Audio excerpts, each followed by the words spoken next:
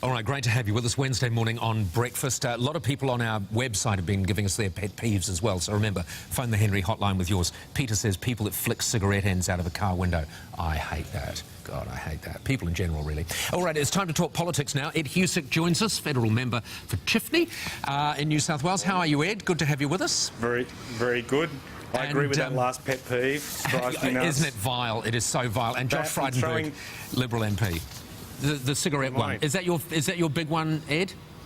That and throwing trash out of a car. I hate that. Yeah, that is horrible. Although, do you slightly cut a bit of slack for people that throw out like a little bit of banana skin or some, organic stuff? Is not quite so bad, is it? Yeah, it's biodegradable, so therefore cut them some slack. So it's not so bad. Yeah, I'm hearing it. Nah. All right, Josh. Since we're talking about this, your pet peeve? Oh, pet peeve. I don't know, people... people in general. People, okay. People, exactly. All right, let's talk the polls, because we have to, because essentially, Ed, you are now in the game. Labor officially is in the game. What do you think the reason for the turnaround has been primarily? Well, I think the big reason is people are seeing through the scare campaign that we've had to sort of endure for the last year or so, where everything was predicted was going to work. Everything bad that was being predicted was supposed to happen, and it didn't. And I think people, as the PM has said, their lived experience is showing otherwise.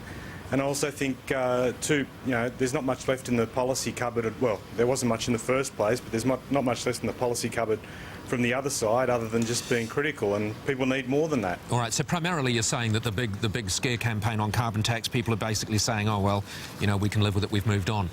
Josh, what do you think the reason for the turnaround in Labor's fortunes are?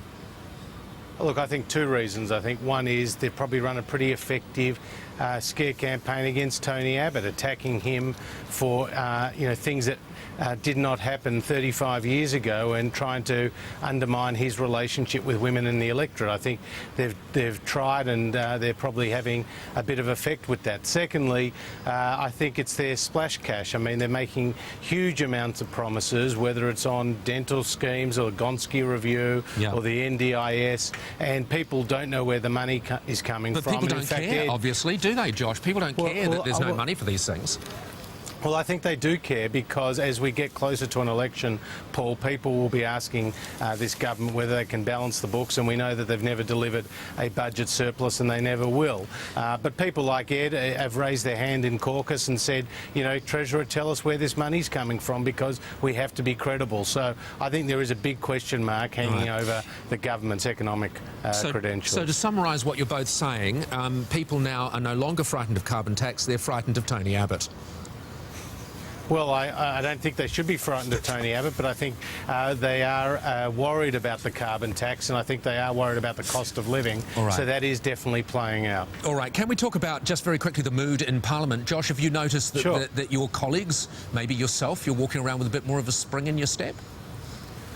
Well, not you. No, you won't be walking around with a spring in your step. I meant Ed, actually. You'd be walking around with your head held between your legs.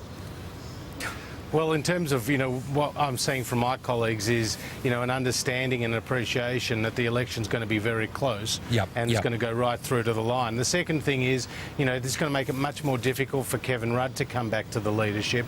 And also, as I said earlier, these negative attacks seem to have had some impact, so I think the government will continue with them rather than talking about their policy achievements. And Ed, I mean, are your colleagues sort of bouncing around like spring lambs?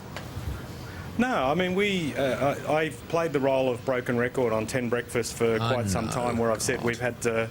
Can you not agree so quickly? Just give me some space about that. But what I did say was, we would have to work through these issues. It was just going to be a slog, and I certainly did say that, and we're getting through it. But, yes, I'm sure the public believes that Tony Abbott's being hard done by, because he's never said a cross or bad word about anyone.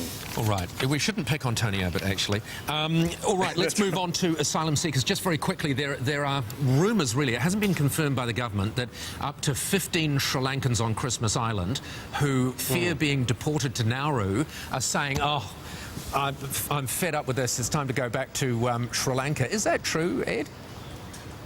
Well, I mean, those are the reports that's circulating, but you simply won't know until the actual announcement's made, because for operational reasons you've got to sort through issues with individual applicants. But if it's true, it would indicate that Nauru as a deterrent is working very well.